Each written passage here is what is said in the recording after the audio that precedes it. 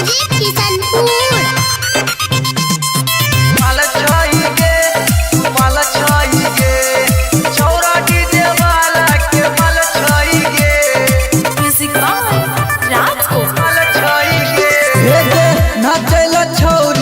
साटा पैलई छौरा बाराती के मन सन कैलई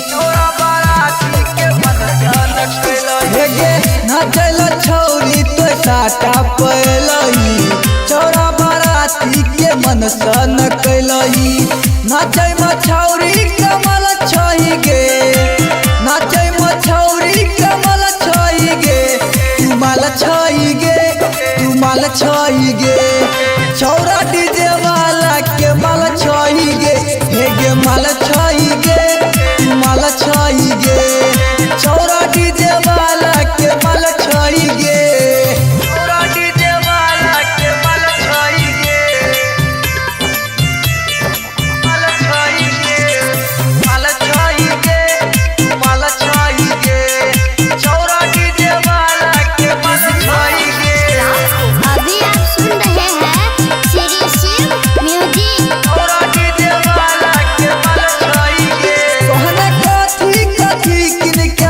छौया गे ओ जे होठवा पर चुम्मा उलै छौया गे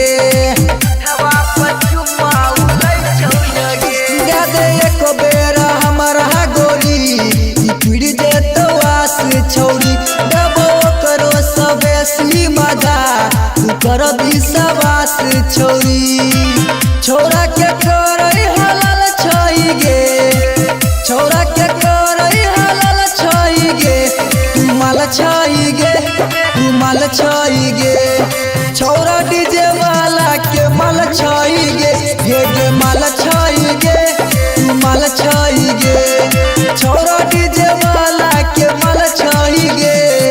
छौरा डीजे वाला के माल छई गे माल छई गे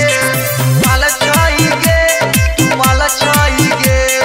छौरा डीजे वाला के माल छई गे श्री शिव रिकॉर्डिंग स्टूडियो किशनपुर। छौरा डीजे वाला के माल छई गे राइटर सरवन के चुम्मा तू दै छही गे पावर गोल्ड निर्मल के ठकै छही गे पावर गोल्ड निर्मल के ठकै छही गे ज्यादा करने गुमन छौरी गे डीजे वाला टिप देतो तोहर चढ़ल जवानी के गे डीजे वाला मिस देतो देखै मछौरी कमल छई गे देखै मछौरी कमल छई गे तू माल छई गे तू माल छई गे छौरा डीजे वाला के माल छई गे हे गे माल छई गे तू माल छई गे छौरा डीजे वाला के माल छई